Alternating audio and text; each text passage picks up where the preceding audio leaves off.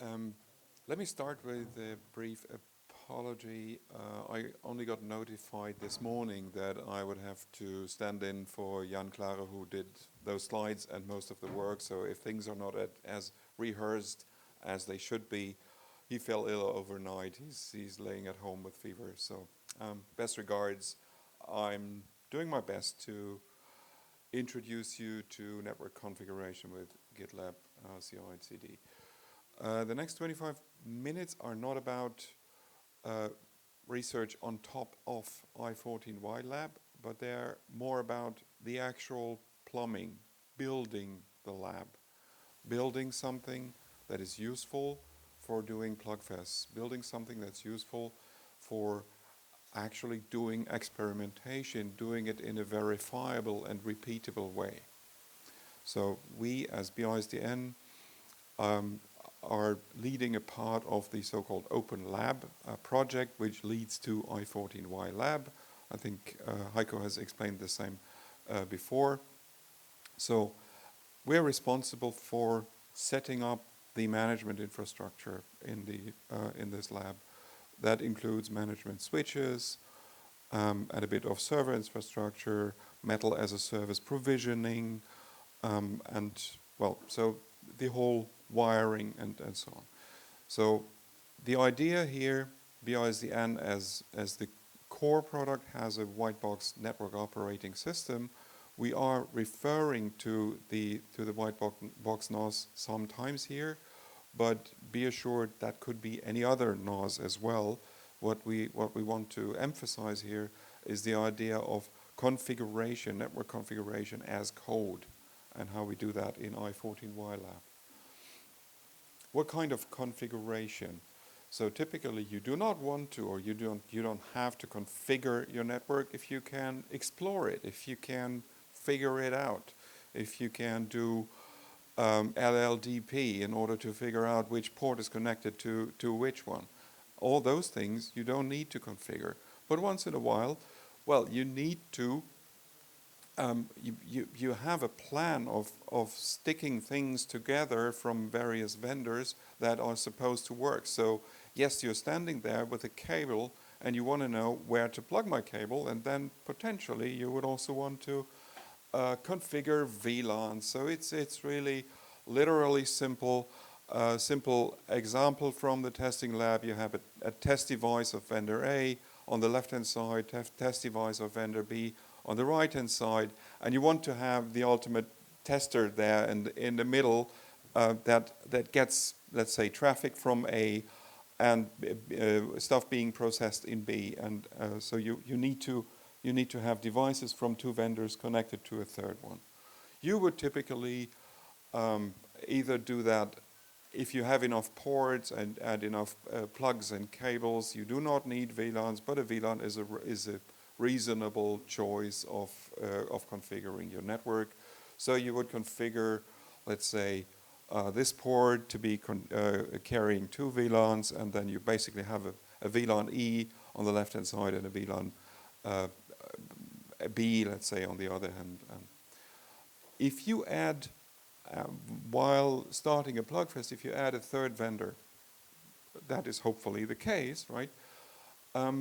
It's the straightforward. You add that vendor, you assign a third VLAN, let's say C, to that vendor. But what you unfortunately need to do here is not just adding a single device. You need to make changes, and those changes propagate. Like you're adding a VLAN here that goes into this top of rack switch, that goes into this overall configuration switch, and that then needs to be propagated. So you need to do 3 changes. That's an error-prone thing to do if you do it by hand. So this is about automating, and then the famous statement of, well, you want to be able to roll back to a previously established configuration. So how can we roll in and roll back code? Well, the answer is Git has been invented some decades ago now. So the the thesis here is, let's just use whatever we use when we write software. Let's use versioning and Git and stuff. And so, but the other thing is, didn't SDN, this software-defined networking thing, and the cloud solve all of that? The answer is partially, and actually what we do is a primitive kind of SDN, and it's really coming from software defining the network. So we use the tools coming from a software world now in networking. So we use version controlling. We want to only apply changes to the network infrastructure once they are reviewed and merged. Then we want to automatically test and deploy them. That means we need to roll to. Sorry, I'm doing some karaoke here on the slides. These are not mine. We need to allow for rollback, and yeah, I think we had that before. Back to the example, vendor A, vendor B, now coming in with a vendor C. What we need to do is configuration change 1, that's on the upper switch, so we are adding a VLAN, let's say red, to 2 ports, and this language here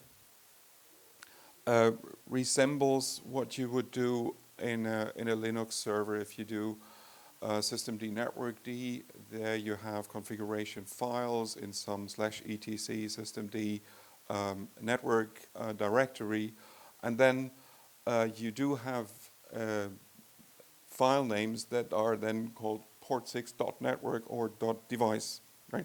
So, and so this is the language that we're using. We're really configuring the switches as Linux servers, which is why we built BISDN Linux in the first place. We wanted to be able to configure switches as servers. So if you do an IP link on a BISDN Linux switch, you get 54 ports, and then you can go and you can add IP addresses and stuff with IP add or add and so on. So we are using systemd network D. You could use any other language. The point here is we're using Ansible playbooks, and we're deploying those configuration files onto the switches, and it could be any other switch. It just, for us, it's handy because it's the stuff that we do for a living. Yeah, second configuration step on the second switch, and then you would also be wanting to configure the third one, and then this is the part of how it really looks in all earnesty. So what we eventually have here, let me go back and figure out where my thing is. Oh, man. How do I get this?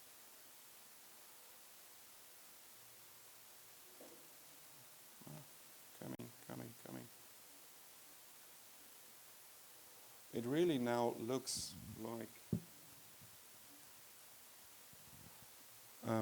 it is what we are creating is a merge request. So we have set up a GitLab that is a GitLab.i14ylab.com. If you're in the VPN, what you would do in order to open an issue, you open an issue, you create a merge request, you change those values that you need to do, and then eventually you could have a look at the merge request and see this is stuff that we have actually changed in those files here that are then on top of rack switch 2 in rack number 10. We're changing port 53, and we're adding a VLAN 1, 2, 3, 4. We can also, so it's relatively. Let me go back to this. Almost done. Just want to show you that it's actually working live here, and we can do a bridge VLAN. That is like before the changes. We go back, and I would do the merge. and that's going to be great. And then it takes about 2 minutes because we will hopefully probably also see that the switch is going to be rebooted once, because we're applying the changes at the moment as a systemd network D changes. It's the easiest when you deploy an Ansible playbook to reboot the switch. It doesn't have to be done like that, but that's in the switches. Oh, let me check. It should come at some point in time. So the idea is that we will get back to the actual slides here. There's always configuration needed.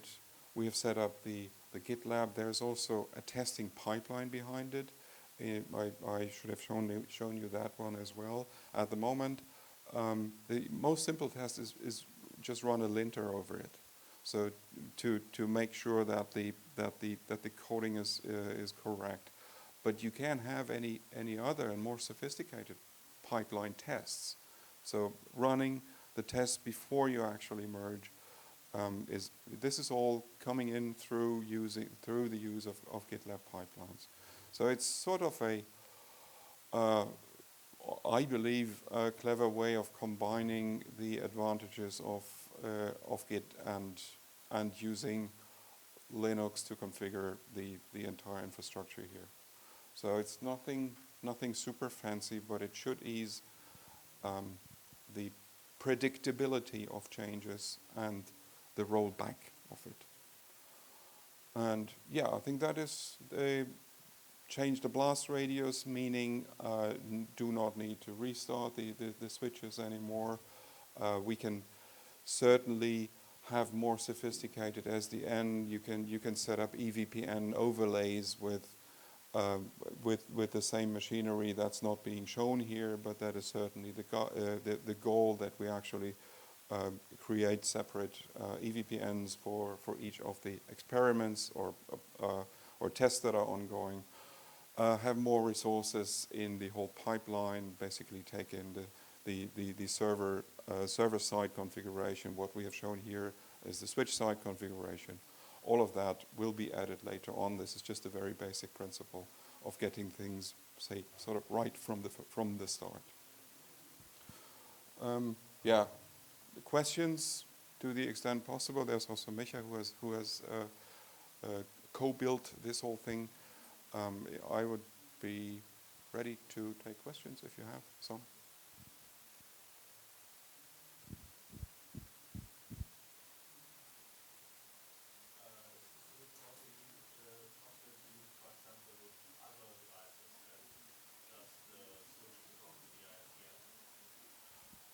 So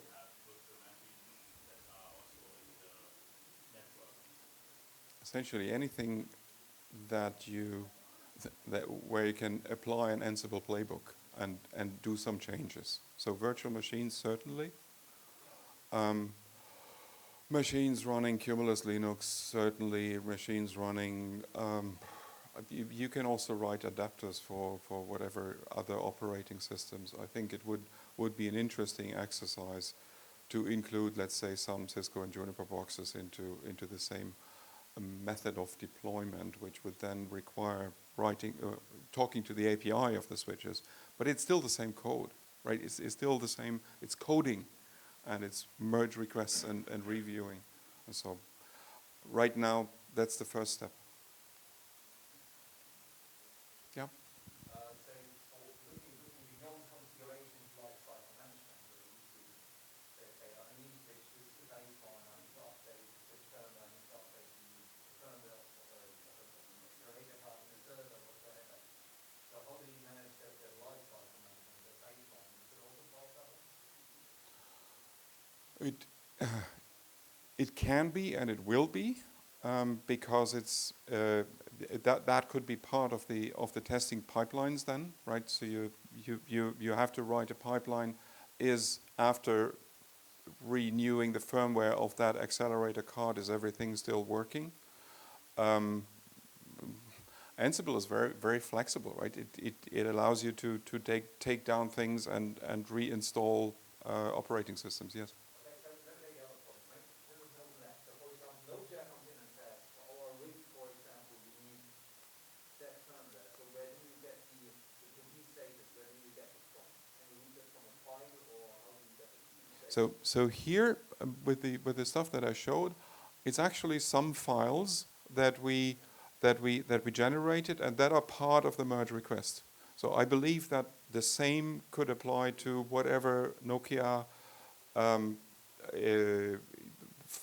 update. So you would point to saying, here's the URL, get the new firmware from here, deploy it, restart or whatever. Okay, because my thing is, in an open environment, that's why I'm so interested. With Nokia, you go from Winterfeldtstrasse coming in.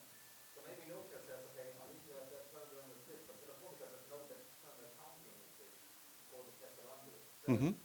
how do you... That is precisely the cool thing about Git. You can create a tag for a certain commit that you can roll back to. So you may want to roll back to an initial commit which has a different firmware. So it's only one or the other, so you don't have the common denominator and say, now you do your testing, now we roll back. Oh, we're not clever. No. No. This is really about making it possible to track the changes that have been done, but not invent new configurations. That is, I don't know. That's beyond the capabilities of what we do, and also beyond the goals.